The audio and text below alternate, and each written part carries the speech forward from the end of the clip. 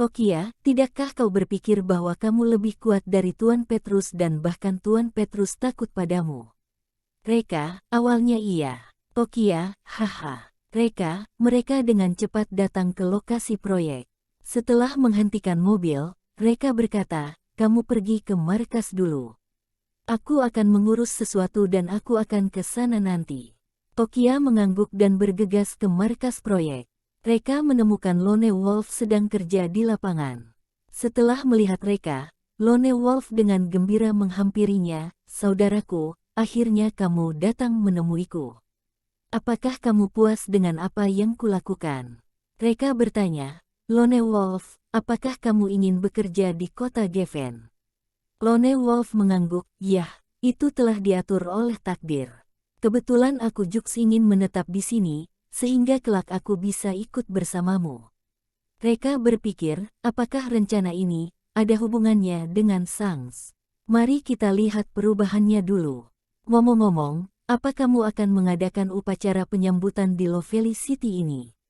Lone Wolf alias Gok bingung, upacara penyambutan. Tidak ada orang yang akan menyambutku. Reka, jangan bicara hal lain, kamu tidak akan bisa menempati Lovely City, apalagi untuk pertama kalinya. Setelah Lovely City selesai, aku akan segera melamar kakak iparmu di sini. Lone Wolf sangat gembira, benarkah? Saudaraku, aku Lone Wolf akan bersulang 3 kali di pesta pernikahanmu. Pada saat ini, Zeus berlari kemari, kakak ipar, mengapa kamu di sini? Segera pergi ke markas, di sana telah terjadi keributan. Reka menarik napas dalam-dalam dan berkata, Zeus, sekarang tugasmu adalah memeriksa akun mitra ini. Jika ditemukan kesalahan, laporkan kepadaku sesegera mungkin. Zeus berkata dengan ekspresi khawatir, kakak ipar, kamu tidak akan bermusuhan dengan mitra ini kan? Hei, dengan mengandalkan kekuatan kita, tanpa dukungan dari mitra ini, kita tidak akan mampu membiayai proyek ini.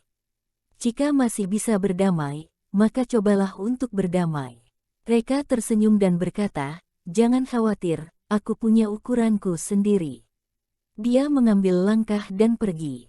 Lone Wolf berkata kepada Zeus dengan ekspresi bersalah, hei, aku yang harus disalahkan untuk ini. Jika aku tidak datang ke kota Geffen untuk bertugas, kakak dan kakak ipar tidak akan mengalami banyak masalah. Zeus bingung, apa ada yang salah dengan pekerja migran ini? Apakah perselisihan bisnis puluhan miliar dolar ada hubungannya dengan kamu sebagai pekerja migran kecil? Reka datang ke markas dengan cepat, dan suasana di dalam markas membuatnya marah. Para mitra telah memenuhi markas. Yang duduk di kursi penanggung jawab adalah seorang pemuda yang di mulutnya tergantung rokok cerutu, membuat seluruh markas berasap. Dia bukan mitra, melainkan putra tertua dari keluarga Skyes, Temo Skyes. Tokia tidak punya tempat duduk, jadi dia hanya berdiri dan terbatuk. Bahkan dia hampir memohon untuk membujuk para mitra itu. Semuanya, ini adalah kerjasama yang bagus, mengapa kalian tiba-tiba membatalkannya? Sebelumnya aku telah memperlakukan kalian dengan baik, bagaimana kalian bisa begitu tidak berperasaan? Gembul mencibir, hehe, Tokia, Anda bisa membuka matamu untuk melihat dengan jelas. Kekuatan ekonomi dari salah satu orang di sini akan menghancurkan kalian, apa kamu pantas berbicara seperti ini kepada kami? Sebelumnya kami mentolerir Anda karena Anda didukung oleh Tuan Petrus. Tapi sekarang, Tuan Petrus tidak akan berdiri di pihak Anda, melainkan di pihak Temo Skyes, jadi untuk apa kami harus tetap mentolerir Anda? Tokia menarik napas dalam-dalam, mengertakkan gigi dan berkata, sebaiknya Anda berpikir dengan hati-hati. Kita telah menandatangani kontrak sebelumnya. Jika ada melanggar kontrak di tengah jalan, maka saya berhak untuk tidak membayar uang proyek sebelumnya.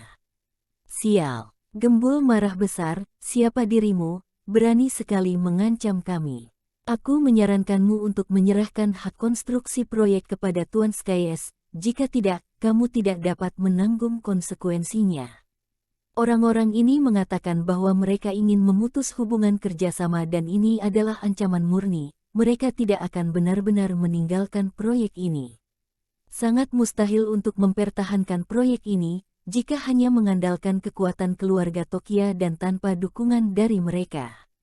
Pada saat itu, dia akan menyerahkan hak konstruksi proyek kepada Temoskayes. Dan para mitra ini akan terus bekerja sama dengan Temoskayes. Siapa yang tahu bahwa Tokia sangat keras kepala, dia tidak hanya menolak untuk menyerahkan hak konstruksi, bahkan dia juga mengancam mereka dengan uang proyek. Sungguh ceroboh. Temo mencubit cerutu dan mencibir, Tokia, saya sarankan kamu untuk tidak melakukan perjuangan yang sia-sia. Saya berbicara denganmu secara pribadi, sudah termasuk menjaga nama baikmu, dasar tidak tahu terima kasih. Kalau tidak, aku akan menyapa saudara iparku, Petrus. Dengan begitu dia akan menendangmu keluar dalam beberapa menit dan di saat itu nasibmu akan berakhir tragis. Begitu Temo menyebut kakak ipar Petrus, Tokia tahu bahwa dia benar-benar tidak mempunyai harapan lagi. Dia mengertakkan gigi dan berkata, baik, saya akan menyerahkan proyek ini kepada kalian. Tetapi Anda harus memberikan kompensasi kepada kami atas investasi tahap awal yang telah kami lakukan dalam proyek ini. Temo, berhentilah bermimpi. Cepat dan tanda tangani perjanjian transfer, lalu nyahlah dari sini. Jika tidak, bukan saja tidak mendapat kompensasi, bahkan orang dan peralatanmu harus tetap tinggal. Tangan Tokia gemetar karena marah, kamu keterlaluan. Investasinya dalam proyek ini bukan 1 miliar, tetapi 7 atau 8 miliar. Jika uang ini hilang, kamu jangan harap untuk dapat membangun grup kerjasama, bersyukurlah bahwa Anda tidak bangkrut. Temo, haha, aku keterlaluan, apa yang bisa kamu lakukan denganku? Hei, Reka menghela nafas, berjalan ke sisi Tokia dan dengan lembut meraih tangannya. Tokia, ikut aku. Di dunia ini, selalu terdapat hal yang tidak dapat kita cermati.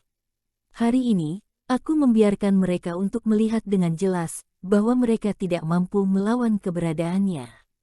Dia membawa Tokia dan berjalan langsung ke Temo. Nyahlah. Reka marah. Temo sangat marah dan melawan, siapa kau, beraninya kau mengusir diriku. Keluar, tidak ada tempat bagimu untuk berbicara.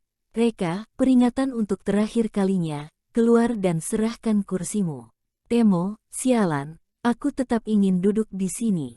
Reka mencibir, baik, duduklah kalau kau mau. Tiba-tiba dia meletakkan tangannya di bahu Temo dan menekannya dengan ringan. Klik, gedebuk. Dalam sekejap tubuh Temo tertekan di atas kursi. Kursi kayu itu tidak dapat menahan kekuatannya dan menjadi hancur. Temo berjongkok di tanah. Di saat bersamaan, sebuah papan kayu yang patah menusuk pantat Temo. Dia telah disodomi. Darah segar telah menodai celananya. Aduh! Temo menjerit seperti babi, memegang pantatnya dan berguling-guling di tanah. Sial, tolong, tolong. Ini sangat menyakitkan. Persetan, mati kau harus mati. Mendesis. Orang-orang yang hadir tidak bisa menahan napas. Orang ini sangat berani. Temo, dia adalah saudara ipar Petrus. Dan mereka bekerja untuk Petrus. Dengan memukuli adik ipar bos, jangan harap dia dapat mempertahankan proyek ini. Jika dia dapat mempertahankan nyawanya itu sudah bagus. Tokia sangat khawatir. Reka terlalu gegabah. Reka berjalan ke arah kedua mitranya dan berkata dengan acuh tak acuh, minggir dan lepaskan kursi itu. Kedua mitra itu bersikap keras, untuk apa? Reka mengangkat tangannya. Kedua mitra itu tiba-tiba memeluk kepala mereka dan menyerahkan bangku. Mereka tidak ingin disodomi. Reka mengangkat kursi dan melipatnya kembali, kemudian memberikannya untuk Tokia dan duduk di sebelahnya. Sekarang, saatnya menghitung akun kita. Siapa yang ingin mengakhiri kerjasama, maka sekarang keluarkan surat pembatalan kontrak. Dalam beberapa saat mitra-mitra itu merasa kesulitan. Awalnya mereka tidak berpikir untuk membatalkan kontrak, mereka hanya menggunakan pemutusan kontrak untuk memaksa Tokia menyerahkan hak konstruksi. Siapa yang bisa membayangkan bahwa Reka ini begitu kejam? Dia tidak memainkan kartunya sesuai dengan rutinitasnya. Sekarang semuanya tidak berjalan sesuai dengan yang diinginkan. Temo memegang pantatnya dan berteriak, batalkan kontrak, cepat lakukan pembatalan. Jangan khawatir, saya akan membiarkan saudara ipar saya mengusir mereka. Kemudian saya akan mengundangmu kembali satu persatu dan terus bertanggung jawab atas proyek Mi. PP Temo telah berbicara, dan semua orang memiliki kepercayaan diri yang tinggi. Si Gembrot memimpin dan mengeluarkan surat pembatalan kontrak, tanda tangani. Reka mengambilnya dan menyerahkannya kepada Tokia. Tokia, tanda tangani. Tokia menatap Reka dengan ekspresi khawatir.